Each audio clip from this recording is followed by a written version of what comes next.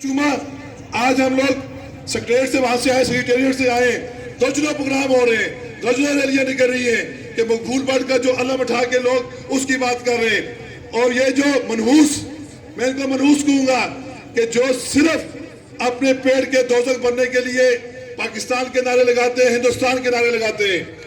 हिंदुस्तान को वो लोग पसंद है कि जो हिंदुस्तान का नारा लगाते हैं, पाकिस्तान को वो लोग पसंद है जो पाकिस्तान का नारा लगाते हैं। उन्हें इससे कोई सरोकार नहीं है कि सरकारी जमीनों पे कौन जो है वो कब्जे कर गया, उनको कोई सरोकार नहीं है कि सरकार का पैसा कौन खा गया।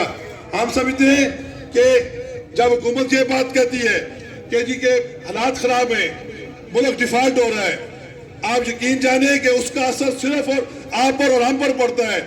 इस ब्यूरोक्रेसी पर, इन हुक्मरानों पर, इन सियासतदानों पर कोई फर्क नहीं पड़ता। इनकी अयाशियां उसी तरीके से जारी है। हम इस अज़म के साथ कि हमने इलेक्शन लड़ा, पहले हम लोग उठते थे, किसी को वोट डाला, ये इल्जाम ला के जी के इलाक नवाज जमातों को वोट डाल दिए। हम अपने अपने इलाकों में, अपने शहरों में, अपने हल्कों में वजन रखते हैं।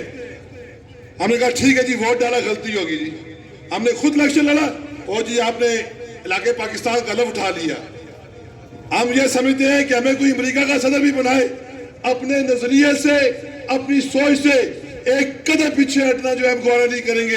हम हमेशा मकबूल बट के नजरियात पे, कश्मीर बनेगा खुद मुख्तार के नजरियात पे हमेशा कारबंद रहेंगे। कौंसलर हो, MLA हो, कोई प्राइम मिनिस्टर हो, वो कौम परस्तों के जूते की नोक के ऊपर है। दो नारे लगाऊंगा,